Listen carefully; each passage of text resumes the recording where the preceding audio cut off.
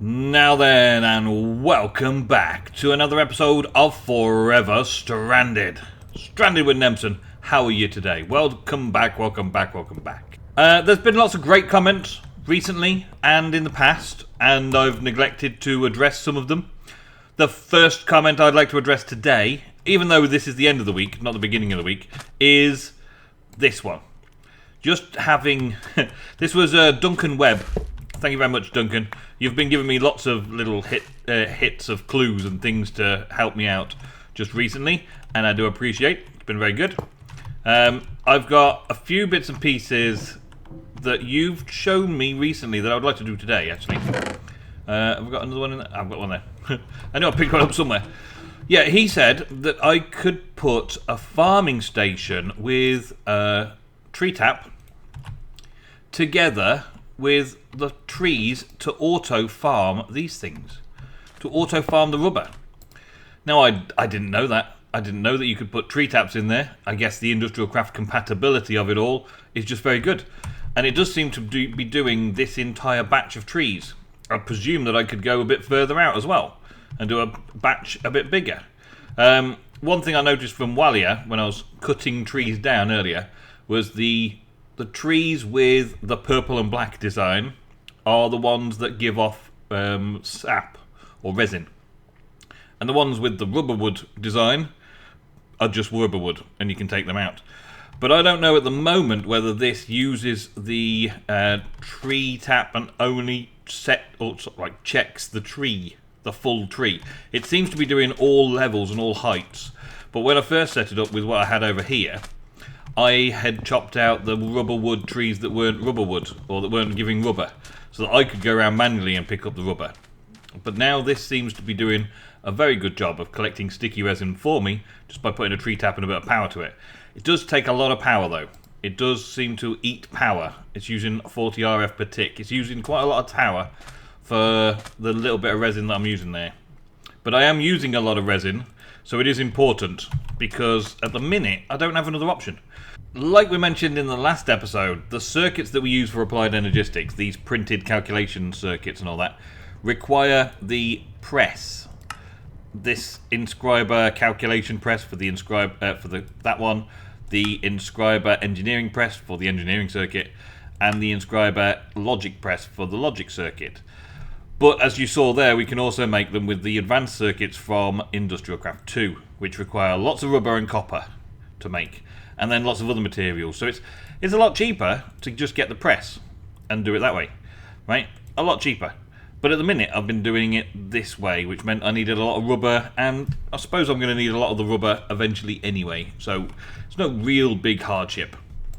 Under the quest lines, we've now opened up a new couple of quest lines, Moving Worlds, where I've got to make a hollow projector. I make a hollow projector, and I advance it within rocketry. I am going to hold off on Moving Worlds tasks. I'm going to hold off on this quest line for a little while, because I'm not ready to get lost. I'm not ready to move worlds. I'm not ready. And the collector task line has opened up as well. This was just making an object submission station. And then that unlocked the dirt. And I've got to, for some reason, collect over 1,000... Well, actually, it's 1 million, isn't it? Over 1 million dirt. I got to collect over 1 million dirt. For some reason, I need to collect 1 million dirt and do something with it, right? And presumably, then it unlocks all of these other crazy amounts of tasks that I possibly would never really need in the world ever. But for some reason, it's a challenge, isn't it? It's a challenge to do something like that. Done that one, pretty much done that one. There's some bits and pieces there that I've still got to do, which I'm not worried about. Technological Revolution, I just quickly did the stuff that we've already done, including making the crafters and the power usage ones. But then we're stuck on Power of Dragon Breath and these obelisks and some automated firepower and stuff, which we'll do ourselves a bit later on. And the AE2 stuff, I'm now into the auto crafting and moving items tasks and the wireless crafting. So next up today, I want to start with the export and import buses. Pretty easy when you got an AE system. I like it a lot. The AE system makes making the AE system a lot easier, and that's an important part.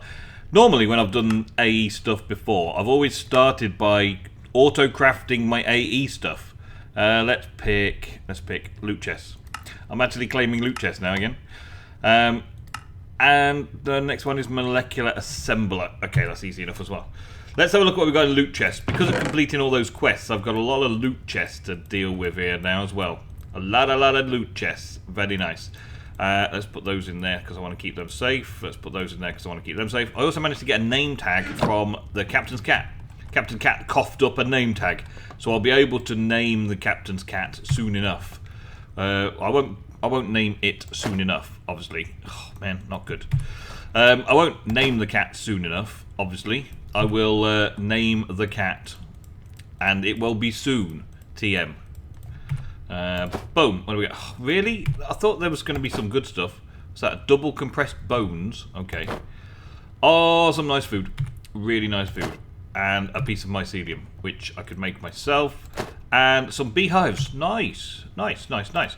Okay, so we'll put that stuff away in there. Put those away in there. That away, that away, that away. And that away in there. Double compressed bones, I'll stick that away in there. And this food we shall keep nice away in here. Yum, yum, yum, yum. Oh, I can't eat all of this? There's not enough space. Okay, let's start with a stew then. We'll eat a stew. Good. Done. Yes? Everything happy? Everybody happy? Good. Get that in there. And the... Oh, I'll put those in there. I'm kind of keeping all the stuff that I've made that I'm not actually planning on using, or made stuff that I'm going to use, just not right at this moment, so that it doesn't get stuck in the AE system and fill up all the disk drives. I want kind of just crafting stuff in here, stuff that I craft with in here. Would be nice anyway. Would be nice to keep it safe and separate. So we've done quite a bit of that. That's good. So what was the next challenge? Was the molecular assembler, wasn't it? Assembler. I'm going to make an assembler. There it is. Right. So we need one formation core, one annihilation core, which we've already got. Yes. And we need something in the middle there. What's the middle? A crafting bench. Really? That's the most complicated crafting recipe that I need for making a molecular assembler today. There we go. Sorted. More quests completed. Easy quests as well. Let's claim. Can I... Oh, there's no... Oh, there's nothing. Let's claim the printed logic presses, because the majority of things need logic presses. So we'll claim those from that one. And what did we claim from this one? Not a lot. Let's claim the... Oh, we've already claimed the glass cables on there. Wireless controller now. Wireless crafting terminal. A wireless crafting terminal looks awesome. I know it's very good, and it gives off these crafting storage and things. There's quite a lot of storage space there as well. Might be worthwhile going and doing that. Might be worthwhile, especially as I'm running backwards and forwards all the time on here as well. So it would be a good idea to do that. I want to install this today, though. I also want to install this today, but I don't know what I'm going to end up getting done because of all this crafting. So Applied Energistics has a wireless terminal here. But then there's a wireless crafting terminal here, which is a wireless terminal with a Fluix Pearl and a crafting terminal. Okay, so it's an upgrade. Wireless crafting terminal is an upgrade to that. Easy enough. Easy enough. Just a bunch of crafting. Crafting. Bunch of crafting. Wireless crafting terminal crafted up. Quest completed, yes. And now I want to get... I think I'm going to get the 16...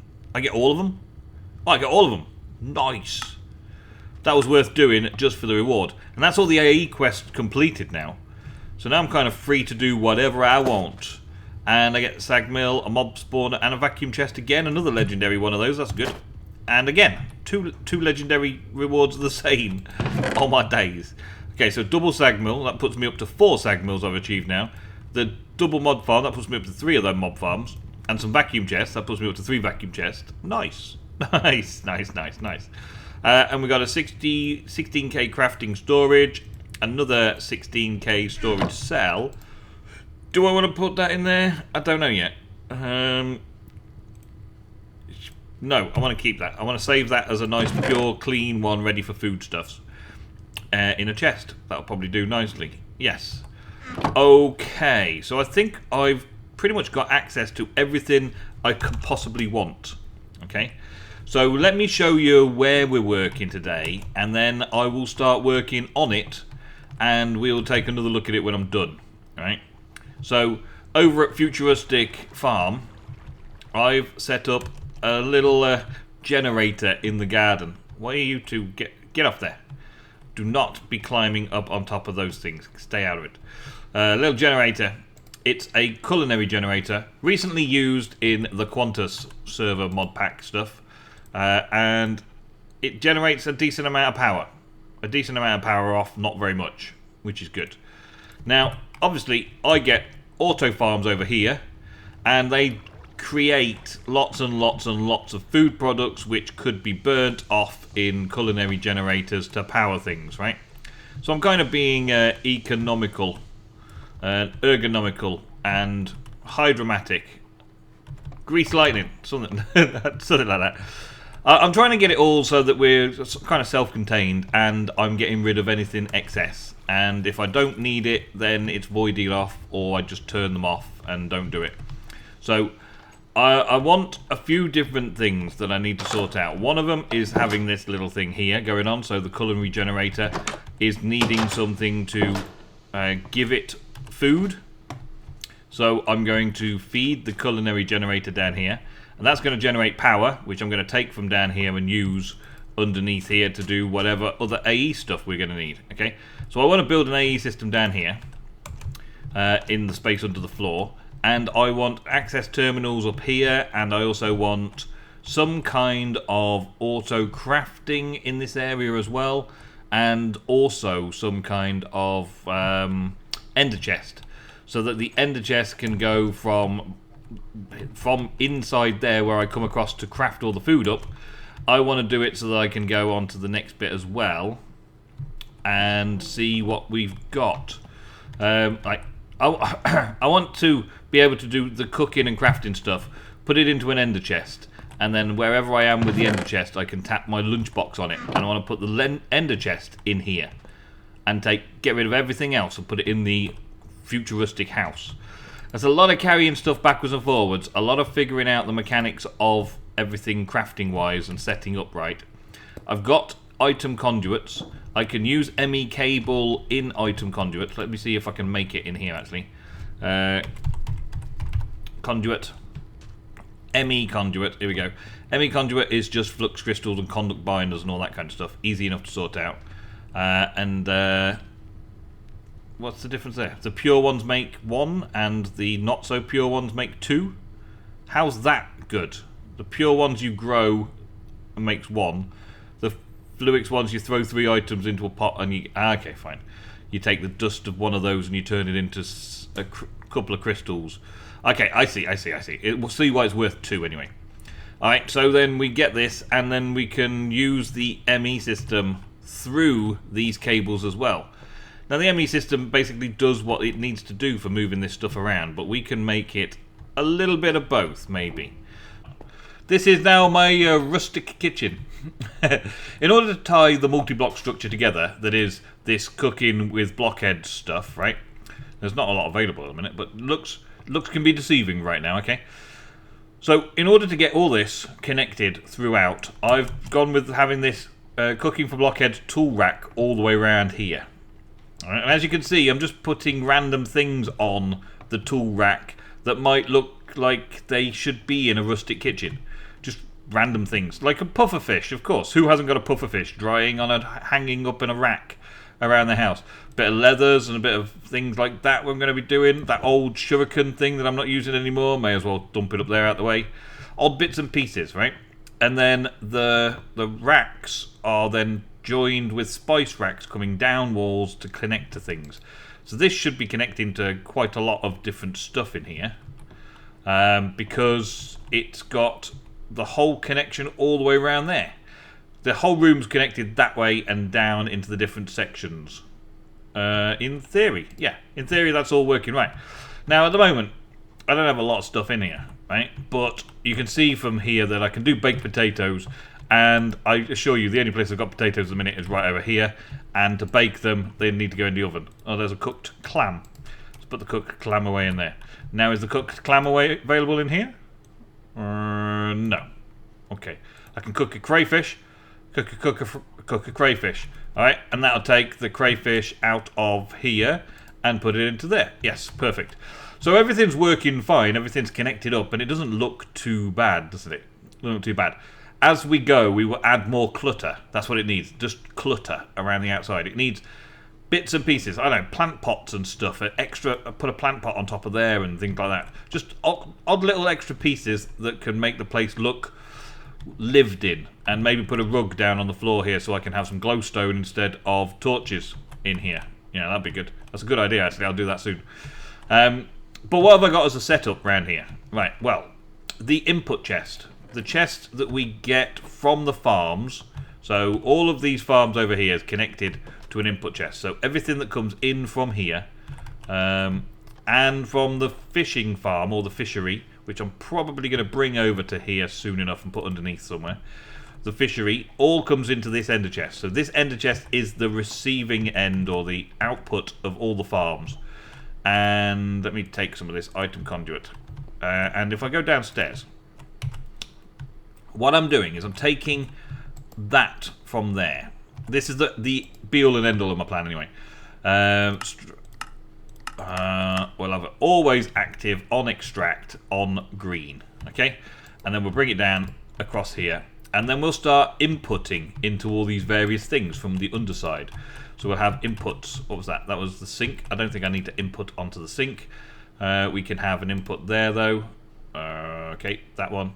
We'll have insert green, and we'll have insert green, and so on. So I'll just make them all inserts. Yeah, that's that simple. Don't need to have one on there. Doesn't even connect up. Good. And then I'm trailing this around here. Yeah, so it goes underneath the doors and all that kind of stuff, and it'll just come across and go insert there, and we'll have an insert there as well. We'll come across this way for there because I don't need to insert in the oven.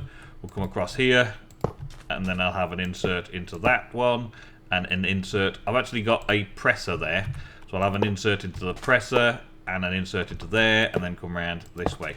So all of those will be set to insert, right? And then when I come around to here, it gets inserted into these ones as well. So that's all going to be insert as well. And that's the actual cooking table, so that's not going to make any difference. That one's going to be insert there. And then finally, the last little bit is insert into an ME interface. The ME interface will basically take anything that you put into it, and it will put it into the crafting. No, that's not that one. Well, you'll put it into the storage. So if I put all that in there, that's all gone into the storage now, right? So it instantly puts it all into the network. So as things come in from the various farms, they will come down here. They will try to be inserted into all the various kitchen storage. Try to be inserted into all the various kitchen storage, which of course I can also filter. I can item filter these as well if I wanted to make sure that certain storage has certain things to keep my kitchen tidy. I can do insert filters, which I probably will, to be fair. And then it also, anything that doesn't go into one of those ends up going into the ME system, or the applied energistics system, right? And that's all hidden away down here. I can have access to the chest here. By this means, I can just come and change the storage cell over. I've actually got a second storage cell full of food that I brought over here as well, which I've got to swap around in a bit as well. And I've also hooked up through under here and around the back here the cable facades, which we showed you earlier. And I've got access to it all here with a crafting frame if I wanted, right? With a crafting terminal, as it were, if I want to craft stuff. I've got this for crafting if I want to craft stuff this way, of course, like some ketchup. I'll have some ketchup, please. I don't know where that went. Missing tools to craft. Oh, it's missing. Okay, I've got a few tools missing. I don't know. How I did this bit here, right? Let's just imagine that we've got this is connecting up from the applied energistics system, and then we've got this facade that sort of fits on. And I like that this facade for this block in particular, uses the entire high definition of the texture. You see, with a connected texture, it must do sections of. So these sections all work up into a bigger pattern, but when I do it on the applied energistics side of things, it must take all of that texture and just put it onto one place. So it makes for a finer, detailed version of that block, which is cool. I like that. It means I can use that ideal in other designs somewhere. I know I'm going to be using bits of AE cable for it, but that doesn't really matter, does it? Doesn't really matter. And then underneath all of these, once I've set it all to set and forget, once I've set it all, I can put these facades on. And they are just painted up pieces of cable facade so that we cannot see underneath. It looks like it's solid floor underneath there, so the cabling will all be hidden. And things will start coming from here and going into all of these. So that'll be my next thing now, is to take all of these things out of here, figure out where I want them to go and all that kind of stuff, and start the farms running, put everything into these things like this. It will slowly but surely start working through everything. Yeah, slowly but surely start taking and working through everything, moving stuff on to the next place. Probably putting everything in here for now because I haven't set up any item filters, but that's fine as well. And just fill in the floor so it can't do anything there. And then I've got things like this where I should be able to get a bucket and just get milk out. Didn't seem to have worked. Oh, dang it. I thought that was going to work. I put a cow above it and I dropped an anvil on its head and it didn't end up going in there. What's that? No, there's nothing I can do with that. I don't know how to do this milk stored thing. Maybe I definitely lost my cow. Definitely lost my cow. Maybe it takes a couple of attempts. Maybe. I'll try again and see if I can figure out why. And what else? What else? A little bit more decoration around here. Yeah, I've said that. That'll probably work nicely. And the next thing that I want to start setting up is some kind of auto crafting. Because I've got the power coming from here down into the energy acceptor, into a little bit of an energy cell system here to store it. That's keeping the controller running for a while. I don't actually think I need the controller on the setup I've got at the moment because I don't have enough channels to worry about. I've only got these few just in this area, so I probably don't need an actual controller over here. I put it in anyway because I figured I might take this and go off in other places, or I might do more auto crafting and stuff down here. But I do need to start feeding this culinary generator with something, which means I'm going to need to craft something and make something happen. So I will set something up over here for auto crafting, some various culinary thing that it's going to give us lots and lots and lots of culinary power on a very simple thing. I just need to kind of move everything across and start filtering all these things out. But that, I'm afraid, is all we've got time for in today's episode, folks. Thank you very much for watching some more Stranded with Nemsun. Hope you have a great weekend. I'll see you next week for some more. Goodbye.